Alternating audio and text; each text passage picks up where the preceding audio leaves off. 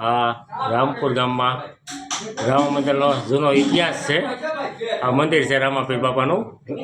અને ક્યાંય રામ મંદિરનું નામ નિશાન નહોતું, તેથી રામપુરનું રામ મંદિર ગામમાં કંઈ રમવા જતું. રામપુર તોરીનું ગામ રામપુર જ છે, પણ કાઉન્સમાં તોરી બોલાય છે, એ તરીકે જ ઓળખાય છે. અમારા વજુ કાકા એ પહેલેથી છે. વજુ કાકા કેટલા વર્ષ થયા છો તમે આમાં? 1982માં. 1982માં આપણે રામ મંદિર ચાલુ છે. હા, 1982માં. આ મંદિર બન્યું કેટલા વર્ષ થયા છે? મંદિર બન્યું 40 વર્ષ થયા. 40 વર્ષ થયા ને.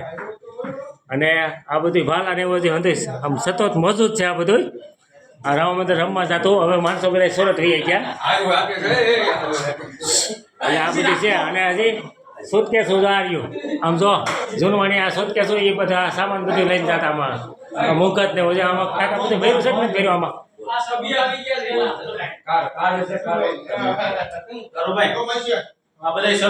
હા ઉભા રે બધો કાકા.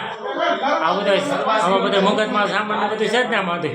હા, સામાન બધો હજી પડ્યો હજી બધો પડ્યો છે. આ સુટકેસ ને બધું તમામ સામાન છે.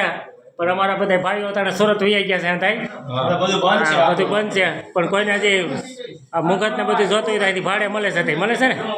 ભાડે મળે. હા, ભાડે મળે. આ બધા સભ્ય છે બધા. અને દર બીજે હજી દેખ થાય છે અહીંયા. દર બીજે દેખ થાય છે. આ બધું કાકા થાય છે જ ને આપણે? હા, દર બીજે દેખ થાય છે. કોઈ ફાળો લેવા આવતો નથી. પેટીમાં ધર્માતા પેટીમાં નાખી જાય. કોઈ હાથ લાંબો નહીં કરે. આ બધા સભ્ય છે. આવ હાલો હાલો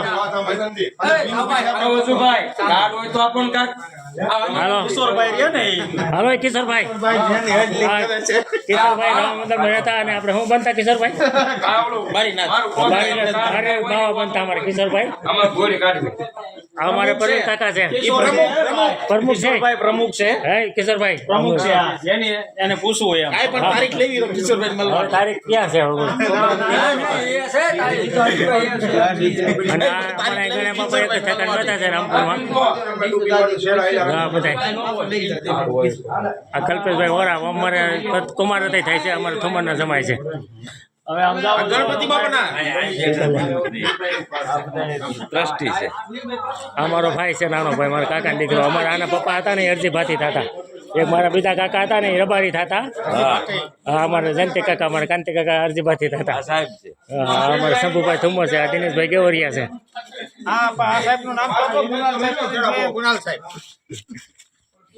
અનિલભાઈ નું લ્યો તમે. ક્યાં છે એનું પાત્ર અનિલભાઈ પાત્ર શેનું પાત્ર હતું અનિલભાઈ? શેનું પાત્ર લેતો?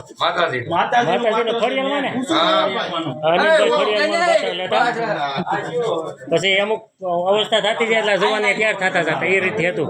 અમુક ધંધામાં ચડી ગયા. હા, ધંધામાં સુરત વયા ગયા. ગણપતિ બહેના છે અહીંયા. ગણપતિ વિસર્જનમાં જોરદાર મજા આવી છે. રથ શણગારવાનો છે કાકાનો. અને મજા જ એવી કરવાની છે. 4-5 જણાને સૌની પા બંધી પહેરવાનું છે. એ બધું છે આપણી પાસે સામાન અંદર.